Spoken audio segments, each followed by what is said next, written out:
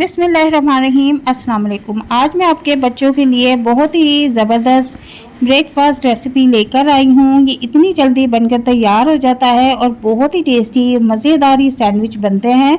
आप चाहे तो इस रेसिपी को लंच बॉक्स में भी बना के दे सकते हैं और शाम की चाय के साथ भी बनाकर इंजॉय कर सकते हैं। बहुत ही आसान और मज़ेदार रेसिपी है। तो रेसिपी को स्टार्ट करते हैं। बिस्मिल्लाहिर्रहमानिर्रहीम। तो सबसे पहले एक बाउल में 2 अंडे तोड़ लेंगे और इसमें टेस्ट के मुताबिक नमक ऐड कर देंगे।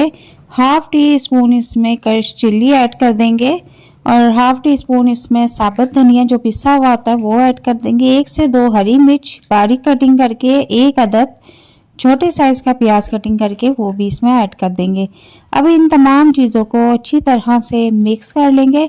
जब ये सारी चीज़ें अच्छी तरह से मिक्स हो जाएंगी तो फिर इसमें हम थोड़ा सा हरा धनिया कटिंग करके वो भी ऐड कर देंगे। अच्छी तरह से मिक्स करने के बाद इसकी कंसिस्टेंसी कुछ इस तरह से होगी।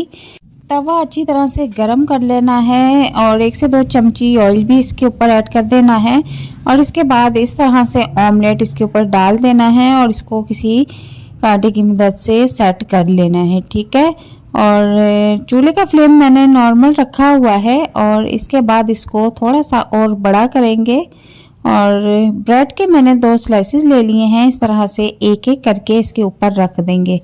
जब एक साइड से हमारा ऑमलेट पक जाए तो हम इसकी साइड चेंज कर देंगे। बहुत ही टेस्टी और मज़ेदार ब्रेकफास्ट रेडी होता है। आप चाहे तो इस रेसिपी को बच्चों को लंच बॉक्स में भी बना के दे सकते हैं। आई एम श्योर कि आपके बच्चे का लंच बॉक्स बिल्कुल खाली आएगा। ठीक है, यहाँ पर हम एक स्लाइस पे केचप लगा देंगे और दूसरे वाले स्लाइस पे हम मेयोनीज लगा देंगे। ठीक है, और इसके बाद अब मैंने कुछ सैलड कटिंग करके रखा हुआ है, लेकिन उससे पहले मैं इस पर एक शामी कबाब रख दूंगी। शामी कबाब ऑप्शनल है, अगर आप चाहें तो वो ना भी रखें तो कोई मसला नहीं। इसके बाद मैं इसके ऊपर सैलड से जा दूंगी और जो सब्ज़ी आपके बच्चे को पसंद है वो आप इसके ऊपर लगा लें। इस तरह से थोड़ा सा मायोनीज इसके ऊपर मैं और लगा दूंगी और अब हम इसको दूसरे स्लाइस को उठाकर इसके ऊपर रख देंगे। तो बहुत ही टेस्टी और मज़ेदार ये सैंडविचेस बनके तैयार होते हैं। आप चाहे तो इसको शाम की चाय के साथ भी बना के एंजॉय कर सकते हैं।